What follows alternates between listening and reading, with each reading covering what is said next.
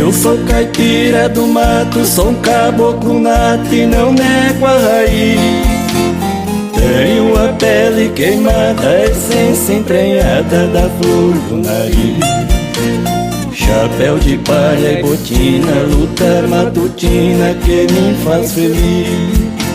Não sou homem de bravata, meu rancho de taipa eu mesmo é quem fiz. O galo canta, eu levanto, sempre me encanto com a serração. Também contemplo as rolinhas que pousam e caminham lá no mangueirão. Os canarinhos cantando, sanhaço bicando a polpa do mamão. Jogo milho pras galinhas, são sugas gotinhas de orvalho do chão.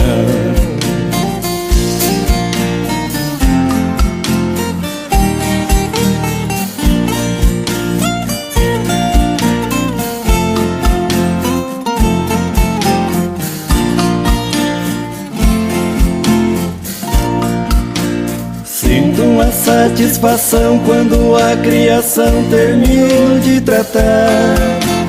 Volto pro rancho, a mulher me serve o café com bolo de fubá. Faço um cigarro de palha e vou à batalha outro dia enfrentar. Passo e levo da mina pura e cristalina água pra tomar. Bem lá no alto da serra, no ventre da terra, semeio a semente. Ergo com muito suor, com fé e amor, eu espero paciente. E no centeio do pão nasce vindo o botão pra dar frutos pra gente. À tarde eu volto à palhoça, quando o sol na roça se vai no poente.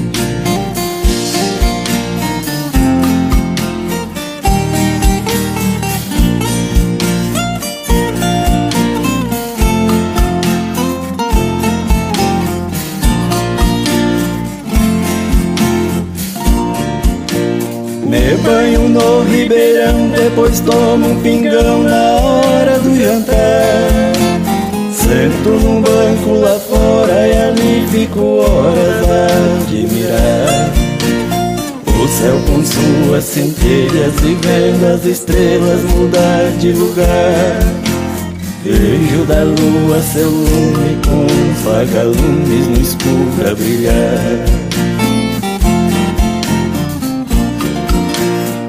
Este meu reino encantado é abençoado por nosso Senhor. Graças à mãe natureza, fartura na mesa tem um labrador. Eu sou um caboclo rude, mas tenho saúde, a paz e o amor.